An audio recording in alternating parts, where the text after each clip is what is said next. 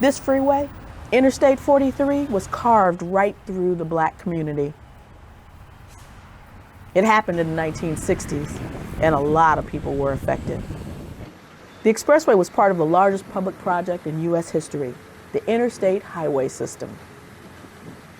Most people supported the plan because they thought everyone would benefit. Many did, except those in the way. Only a few blacks held public office when the expressway was designed in Milwaukee, so the people of Bronzeville had no real voice in the decision that completely upended their lives.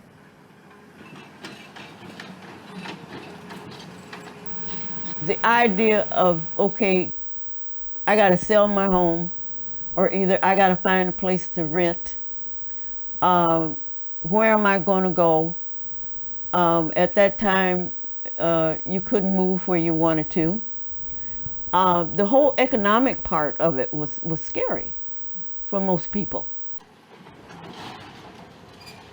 Nearly 3,000 families in the Bronzeville area lost their homes to the expressway.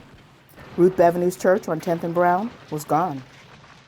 We had to look for another church. I remember that, and that was, I didn't like it, you know, because I love the old Mount Zion. Le Havre Buck says friendships were lost.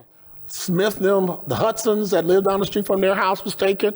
A lot of those houses, people who lived in those houses just disappeared. If they couldn't buy, they condemned the houses. And they still took possession, and we were displaced.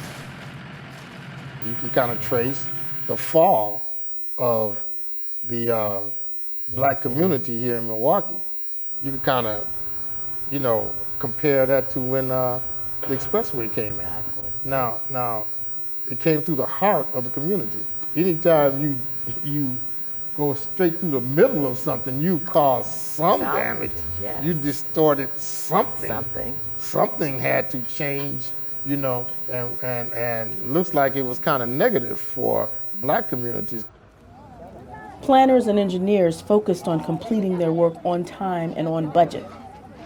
But they failed to reach out to the community that was in the freeway's path. That's according to Rocky Marcoux, Milwaukee's commissioner for city development since 2004.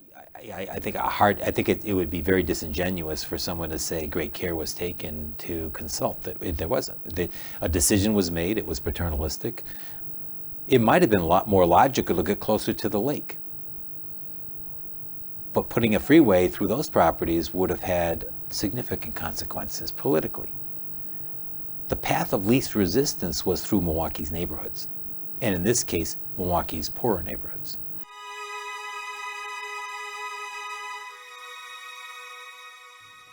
By the time the dust settled, Milwaukee's original African-American neighborhood was gone.